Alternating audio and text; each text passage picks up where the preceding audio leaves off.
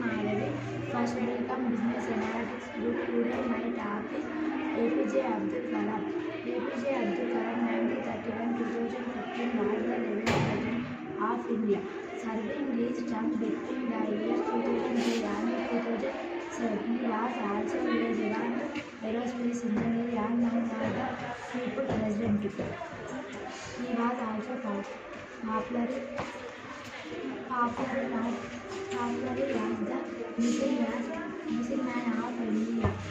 Serving man of India of serving of significant contribution to launching of missile engines. He was considered a progressive of computer